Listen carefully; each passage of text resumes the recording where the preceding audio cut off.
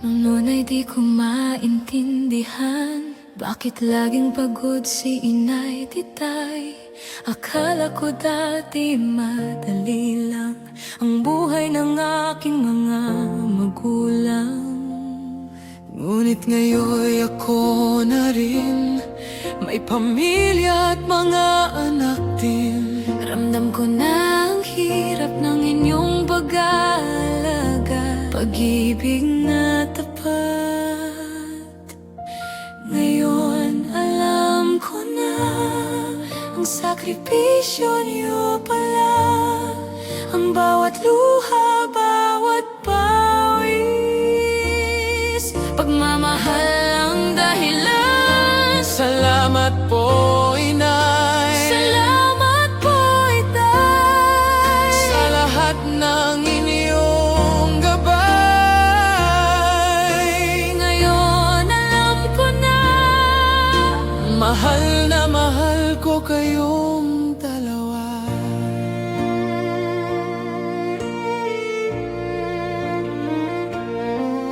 Naalala ko nung ako'y bata pa, palaging may pagkain sa mesa.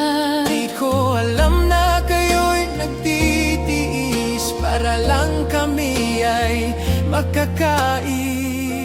Ngayon ako na ang may pasang Hanggat ng tunay na laban ng buhay. ngayon ko na napagtanto Gaano ang kahirap na kami inyong tinaguyod at buong pusong minahal. ngayon alam ko na ang sakripisyo niyo pala, ang bawat luha, bawat pawis, pagmamahal ang dahilan. Salamat Inay, Salamat, Itay, sa bawat araw at hirap niyong walang humpay.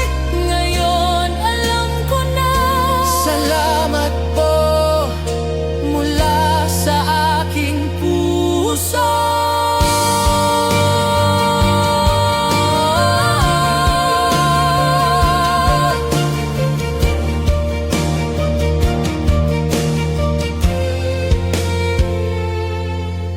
kung pwede lang balikan, yayakapin ko kayo ng mahigpit. Sasabihin ko sa bawat sandali